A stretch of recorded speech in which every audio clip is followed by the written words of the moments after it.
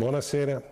In questi giorni ci siamo chiesti se alla manovra economica del governo Monti si potevano fare delle modifiche per farla diventare più giusta, più equa, stavo per dire più onesta, senza cambiare i saldi, anzi aumentandoli.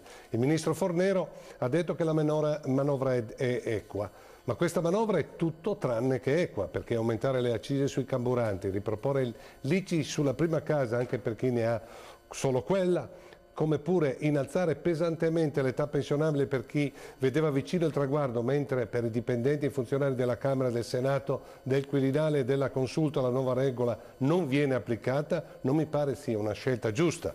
E allora vediamo se esistono altre possibilità per reperire risorse senza impoverire milioni di italiani, rendendo socialmente più giusta questa manovra. Ad esempio si potrebbe fare un accordo con il governo svizzero, come hanno già fatto Germania e Gran Bretagna. È un accordo semplice, si fa pagare una tassa tra il 20 e il 35% a coloro che hanno nascosto illegalmente del denaro nelle banche svizzere, soldi che la Svizzera poi ci verserà.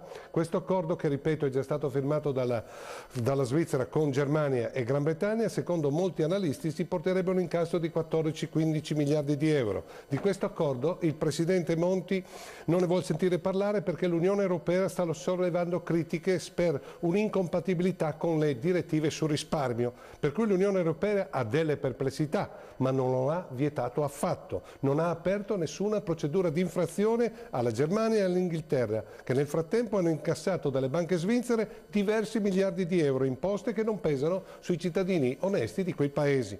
Perché ricordiamolo, chi esporta denaro dei forzieri svizzeri sono generalmente gli evasori fiscali o la criminalità organizzata.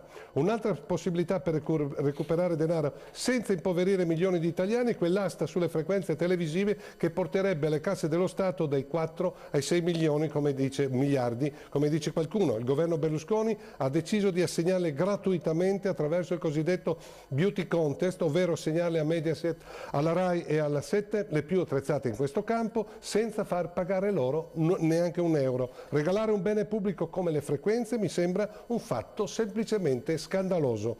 La Germania dall'asta pubblica sulle sue frequenze televisive ha ricavato 4,4 miliardi di euro e gli Stati Uniti 20 miliardi di dollari. Inutile dirvi che Berlusconi con questa porcata vuole sfacciatamente regalarsi le frequenze televisive, tant'è che il suo maggiordomo, il piduista Cicchito, in un talk show televisivo ha dichiarato paonazzo in viso che se il governo Monti si azzarda a bloccare il beauty contest e indire quest'alta pubblica sulle frequenze sarebbe una provocazione. Il popolo delle libertà non la voterebbe facendo cadere il suo governo. Insomma, se Monti indice l'asta pubblica va a casa. Gli interessi privati di Berlusconi davanti a tutto.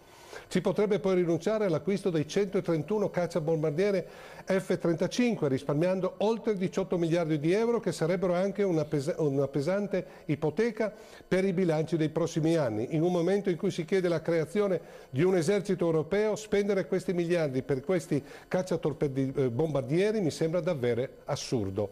E per finire tassare del 10-15% anziché quella minima prevista nella manovra gli oltre 100 miliardi rientrati con lo scudo fiscale di Tremonti e condonati con un vergognoso 5%. I conti sono facili da fare. Alcuni hanno rilevato la scarsa praticabilità di un provvedimento del genere. Ci dicono che quei soldi potrebbero non esserci o essere già stati investiti altrove, ma non mi risulta che lo Stato ci sia mai chiesto finora, introducendo una nuova tassa, se il cittadino abbia i soldi per pagarla. Di certo chi ha capitale in Svizzera tanto povero non è e il denaro per pagare lo può trovare più facilmente di una giovane coppia che ha appena comprato casa, accollandosi un mutuo, e ora dovrà trovare il denaro anche per la nuova ICI. Come risulta evidente, se ci fosse la volontà politica si potrebbero rastrellare molte risorse senza fare macelleria sociale, ma ho molti dubbi che tutto questo possa trovare un riscontro positivo con un Parlamento in buona parte squalificato e venduto, più propenso a tutelare gli interessi privati del caimano che a risolvere i problemi di milioni di cittadini sempre più poveri. Arrivederci a mercoledì prossimo.